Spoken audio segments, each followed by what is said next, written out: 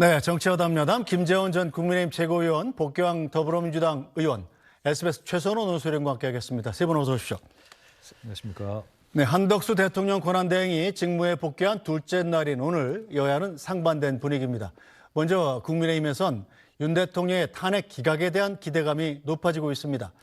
지난 1월에 결과를 예단할 수 없다고 했던 국민의힘 권성동 원내대표가 오늘은 기각 가능성이 있다고 언급했습니다. 자, 국민의힘 조기 대선은 전혀 염두에 두지 않고 있다고 말씀하셨는데, 그렇다면 윤석열 대통령이 탄핵 심판이 기각돼서 다시 대통령직으로 복귀할 가능성도 있다고 보시는 건가요? 저는 거기에 대해서는 제가 예단하지 않겠습니다. 왜냐하면 지금 탄핵 심판도 진행 중이고 구속된 상태에서 수사를 받고 또 기소가 되고 있기 때문에 그런 법원이나 헌재의 그 결과를 예단할 수 없어서 제가 언급하기는 적절치가 않습니다. 그 과거의 그런 소추위원으로서의 그런 경험, 그리고 현재의 여론, 그리고 그 헌법재판의 구조가 과거의 박근혜 대통령과 다른 점, 또 사안의 그런 다른 점, 사안 자체도 다른 점, 이런 것 등을 종합해서 고려해 볼 때 저 개인적인 판단으로는 기각 가능성이 있다라고 본 것입니다.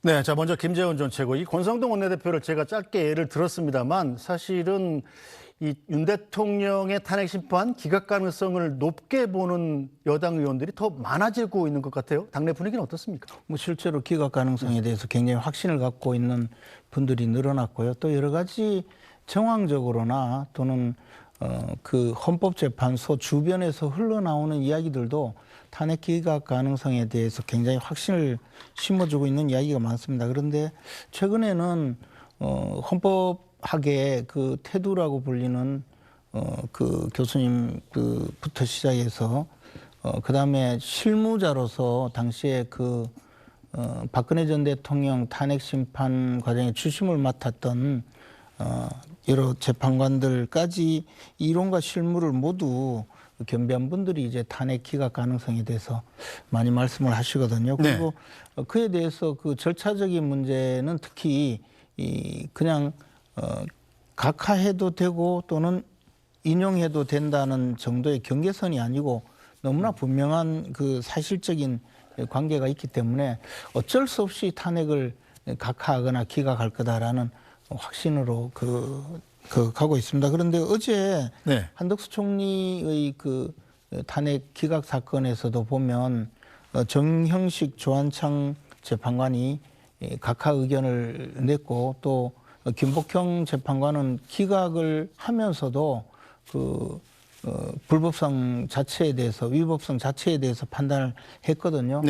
그래서 특히 3명의 재판관은 확실하게 이 헌법재판에서 어떤 성향이냐라는 것을 드러내고 있는데 절차적 측면에서의 문제점, 그리고 절차적 측면을 넘어서더라도 실체적으로 그 탄핵을 선고하기 위해서 갖춰야 될 여러 요건에 대해서 굉장히 이 정확한 인식을 갖고 있다는 그런 그 점을 드러내기 때문에 아마 최소 3명 이상의 재판관이 윤석열 대통령의 탄핵 사건에서는 기각 내지 각하 의견을 낼 것이다라는 확신을 갖고 있습니다. 저는 이런 상황이기 때문에 문영배 재판장이 당초에는 쉽게 생각하고 빨리 서둘러서 윤석열 대통령의 탄핵을 인용해버리고 이재명 대표의 그 선거법 위반 사건 선고 전에 모든 것을 해결해 주려는 그런 것으로 보이는 상황이었는데 이제 이 탄핵을 인용하는 선고를 하기가 어렵다라고 판단하고 선고를 계속 미루고 있는 것 아닌가, 이런 의심이 많이 들거든요. 그리고 그러다 보니까 민주당은 비정상적으로 거의 집단적으로 그 비정상적인 행동을 보이면서 40창 재판관을 임명하라고 요구를 하거나 더 나가서 천막 당사로 뛰쳐나가거나 지금은 거의 극단적인 모습을 보이고 있는데 이것도 하나의 반증이라고 봅니다. 결론적으로는 최소 5대3 내지 4대4 정도의 기각을 예상할 수 있습니다. 자, 민주당에선 당연히 다르게 보겠죠? 하지만 이제 걱정이 점점 커지고 있습니다. 시간이 늦어지면서 점점 이제 국민적 불안은 쌓여져 가고 있고, 오늘도 환율이 벌써 움직였던데 정치적 불확실성이 갖는 대한민국의 어떤 경제적 위협, 이런 부분에 대해서 우리 헌법재판관들께서 잘 좀 생각해 주십사, 그런 부탁의 말씀드리고, 제가 선거운동은 아닙니다. 아산시장 재선거가 있어서 우리 지역에 그 시민분들이 시장 재선거에 대한 관심보다 도대체 헌법재판소 결과 언제 나오냐, 이것을 이제 저한테 묻고 있어요. 그만큼 모든 국민들에게 초미의 관심사인데, 어제 한덕수 총리에 대한 선고가 몇 가지 시사하는 바가 좀 있다고 봅니다. 네. 하나는 5가지의 탄핵소추 사유 가운데에서 한두 개 정도의 사유를 가지고 아마도 한두 분 정도의 강한 어떤 의견 대립이 있는 것 아니냐. 예를 들어서 똑같은 기각 의견을 냈지만 그 김복형 네. 재판관이 갖는 의견과 또 다른 의견들이 있지 않습니까? 시기의 문제인데 결국 한덕수 총리에 대한 탄핵을 헌법재판소에서 이건 위헌이다라는 결론 내고 그 다음 날 그 탄핵을 했기 때문에 즉시 지체 없이 이것이 아니고 일정 정도의 시간을 두고 해야 하는 것이다라는 해석을 들어서 위헌 위법이 아니다라는 이야기를 했는데, 그와 흡사하게 5가지 사유 가운데서 어떤 것들이 좀 문제가 되고 있는 것 아닌가라는 그 추측을 해볼 수가 있고요. 또 하나는 이제 어제 재판 속에서 하나의 탄핵 인용이 확실해진다라는 해석이 가능한 것이 국무회의의 계엄 선포와 그 과정에서의 그 한덕수 총리의 적극적 행위가 있었는지 없었는지 이런 이야기들을 하면서 결국은 아무런 증거가 없다라고 한 거 아닙니까? 만약에 이게 합법적인 국무회의였다라고 한다면 그런 것에 대해서 굳이 증거가 없다 이런 판결을 내릴 이유가 없거든요. 근데 피청구인인 윤석열 대통령 측은 정상적인 국무회의였다라고 주장을 하고 있는 것이고, 한덕수 총리를 비롯해서 몇몇 국무위원을 빼고 대다수의 국무위원들은 국무회의의 성격이 아니고 간담회 성격이었다 이렇게 주장을 하고 있는 거 아니겠습니까? 그래서 그런 측면에서 봤을 때 우선 절차적 문제에 있어서 제대로 된 국무회의 이런 절차를 통하지 않았다라는 것이 어제 그 선고를 통해서 일정 정도 그 추론 가능한 것 아닌가 싶고요. 제가 추측하기에는 굉장히 중요한 사안인데 5가지 탄핵소추안 모두에 대해서 일부의 소수 의견이 있을 수 있습니다만 8명 전원 기각 또는 인용으로 판단을 하고자 그 의견 조율하는 시간이 좀 길어지고 있다 이런 생각이 드는데, 저는 일부 한두 명의 제외가 있다라고 할지라도 예를 들면 극단적으로 보면 그런 거 아니겠습니까? 한덕수 총리 기각할 때 이거는 200석 이상이어야 되는데 절차가 잘못됐다. 애시당초에 각하거리다라고 했었는데 각하는 소수 의견 2분이었고 결국은 그 김영복 재판관까지도 모두가 다 151표가 맞다라고 한 거 아닙니까? 이제 그런 것처럼 한두 분의 다른 의견이 있다 할지라도 저는 이 탄핵 선고에 좀 속도를 내줘야 되는 것 아닌가. 이것이 국가와 국민을 대하는 도리 아닌가 싶습니다. 네, 자 최선호 논술위원, 자 헌재가 판결을 내놓을 때마다 느끼는 겁니다만, 자 모든 것은 추측과 예측에 불과하구나 하는 점입니다. 항상 우리 예상과는 전혀 다른 판단을 내놓지 않습니까? 자, 그런데 국민의힘 입장에서 보면 한덕수 총리가 어제 복귀한 뒤에 고위 당정협의회 개최를 요구하는 등 국정 안정화를 위한 작업에 속도를 내는 모양새란 말입니다. 이것도 역시 윤석열 대통령의 복귀의 가능성에 무게를 더 두는 행동 아닌가 이렇게 해석이 되더군요. 복귀 가능성에 무게를 더 둬서 그렇게 한다라기보다는 그만큼 이제 국민의힘도 여유를 좀 찾고 있는 상황을 조금 더 희망적으로 보는 그런 상황을 표현한다. 이렇게 그 정도로 보는 게 맞는 게 아닌가 싶고요. 앞서 두 분이 말씀하셨습니다만은 어제 이제 선고에서 선고 내용 40여 페이지에 이르는 결정문 가운데에서 사실 관심을 가졌던 이유는 이 비상계엄의 위법성, 위헌성에 대해서 어떤 판정을 할지, 그리고 절차적인 흠결, 이른바 내란죄를 소추 과정에서는 넣었다가 실제로 이제 심리 과정에서는 제외한 점, 그리고 그 외에 이 경찰이나 혹은 공수처의 어떤 수사 자료를 증거로 채택하는 문제, 이게 절차적으로 문제 있는 거 아니냐, 이런 부분들에 대해서 어떻게 판단할 것인가, 이게 관심이었는데 40페이지에 이르는 이 결정문에서 그거 관련한 부분은 한 페이지도 채 안 됩니다. 근데 거기에 나오는 내용을 봐도 명확하게 판단을 하지 않고 있습니다. 이 부분에 그렇죠. 대해서. 그래서 이런 상황이기 때문에 어떻게 보면 이제 선고가 그 궤가 다른 선고다라고 말을 할 수 있지만, 근데 앞서 말씀하신 것처럼 이 재판관들이 크게 보면 네 갈래로 완전히 나눠졌지 않습니까? 그렇죠. 기각 안에서도 갈라지고 또 인용 그리고 각하로 갈라졌어요. 그래서 이걸 보면 절차적인 문제 그리고 법리에 있어서 헌법재판관들이 굉장히 치열하고 강하게 부딪히고 있구나. 이건 좀 분명한 것 같습니다. 네. 그래서 이 단순하게 뭐 일부 예상하기로는 의견은 모아졌는데 그런 절차적인 부분에 대해서 뭐랄까 엄밀하게 하기 위해서 좀 더 다듬고 있는 거 아니냐 이런 정도 수준의 갈등은 아닌 것 같아요. 굉장히 부딪히고 있기 때문에 각자의 좀 회로를 돌리고 있다. 이른바 희망 회로를 돌리고 있다 그러는데 하나만 이건 그냥 죄 내피셜입니다. 네. 헌법재판소가요. 저는 이걸 의도했다고 생각지는 않는데 네. 정치적으로 엄청난 고수들이다 이런 느낌을 받았습니다. 뭐냐면 그동안은 헌법재판소가 민주당 편드는 거 아니냐 말이지.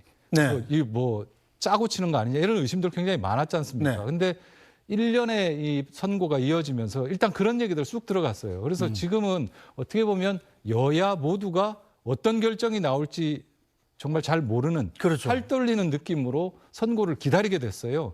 그런 점에서 보면 헌법재판소가 굉장히 정치적 고수들이다 이런 느낌을 갖게 됐습니다. 네, 자 김재원 전 최고, 최선호 노세현 말대로 헌법재판소가 엄청난 정치적 고수라면 한덕수 총리를 복귀시킨 것이 윤석열 대통령의 탄핵을 인용해서 조기 대선을 염두에 둔 사전 포석이다 이렇게 해석하는 분들도 있더군요.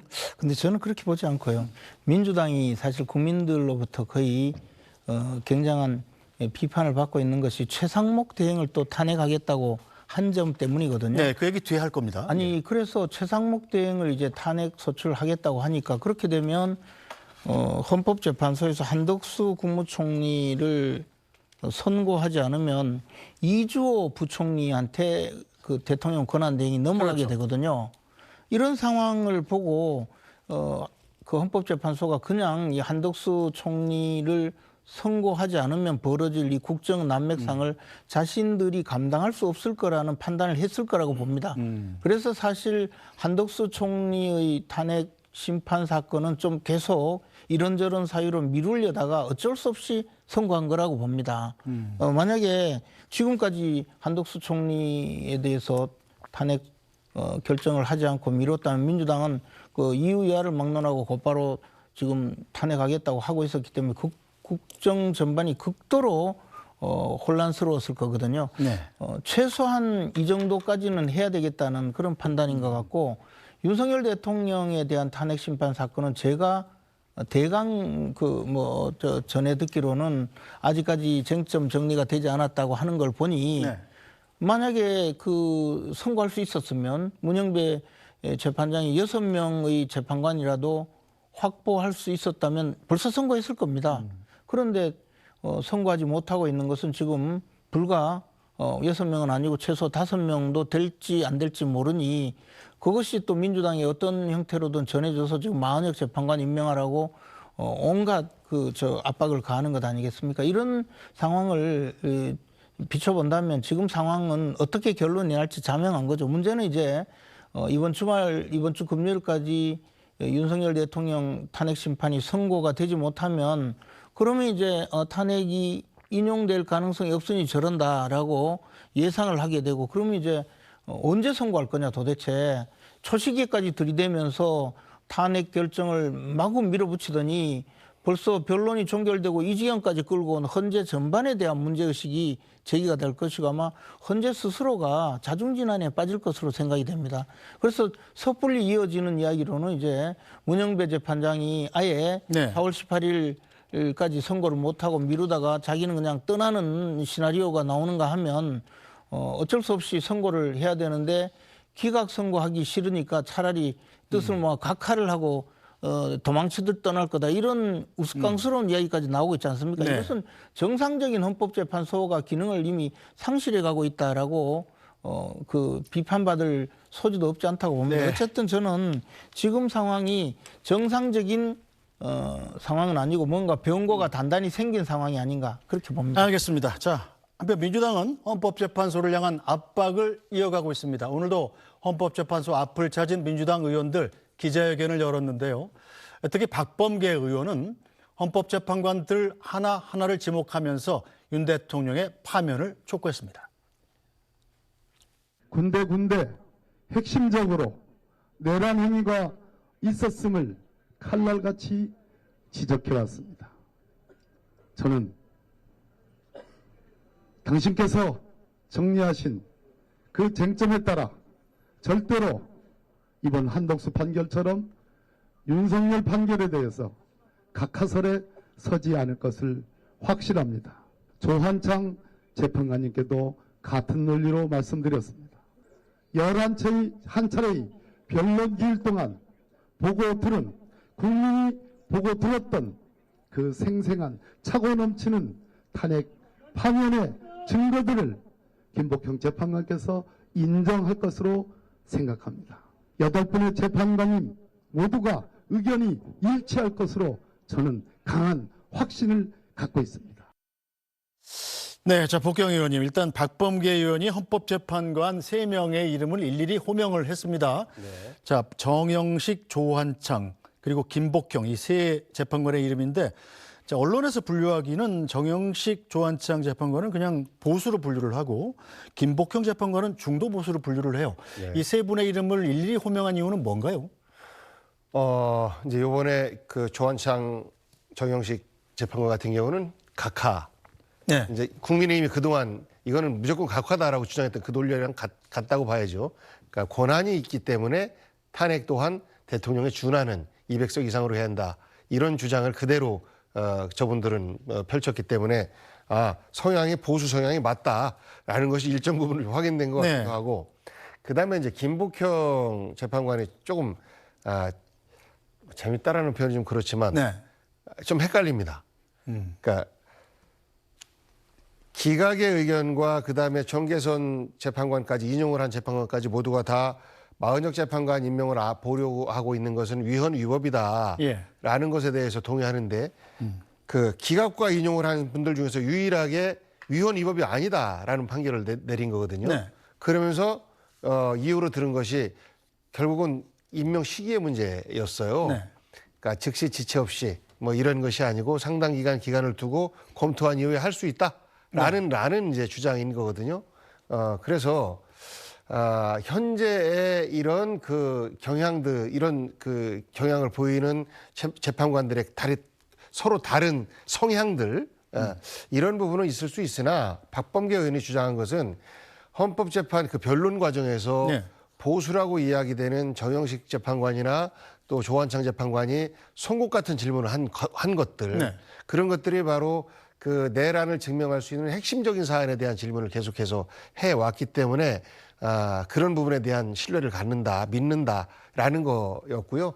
김복형 재판관은 그 탄핵 변론이 진행되는 과정에서 단 한마디도 질문이 없었다고 해요. 네. 그렇기 때문에 그분이 갖고 있는 높은 법률적 지식과 식견, 이런 부분을 볼 때 충분히 인용의 가능성이 있는 것 아니냐라고 해서 일종의 지금 호소를 한 거라고 봐야 되는데, 저는 지금 헌재가 일정 정도 정치를 하고 있는 것 아닌가라는 생각을 했어요. 그러니까 우선 국민의힘 쪽에서 공격해왔던 졸속이라는 비판은 이제는 더 이상 할 수가 없는 상황 된 거 아닙니까? 네. 변론 끝나고 거의 한 달이 지금 다 지났으니까. 그래서 평의를 계속 하고 있다고 하니까요. 그렇습니다. 그래서 졸속은 더 이상 그 주장하지 못할 것 같다. 그리고 그것을 선고를 좀 늦추면서 그런 명분을 좀 이끌어냈다라는 것하고, 그 다음에 이재명을 위한 선고를 내리는 거 아니냐, 뭐 이런 이야기들도 있었지 않습니까? 그런데 내일이면 이재명 대표가 2심 재판이 나옵니다. 그렇기 때문에 그 부분에 있어서도 특정 정당에 치우쳐 있지 않다라는 것을 선고 시기를 통해서 일정 정도 조율을 해냈다라고 생각을 해요. 그렇게 보면 정치는 배제하고 법으로만 사실 심판을 해야 되는 것인데, 그러지 못한 부분에 대한 아쉬움은 있습니다만, 이미 이제 그런 여러 가지 헌재가 비판받을 수 있는 거리들을 다 제거를 해냈기 때문에 지금부터는 선고에 조금 속도를 내도 되는 것 아닌가라는 생각입니다. 네.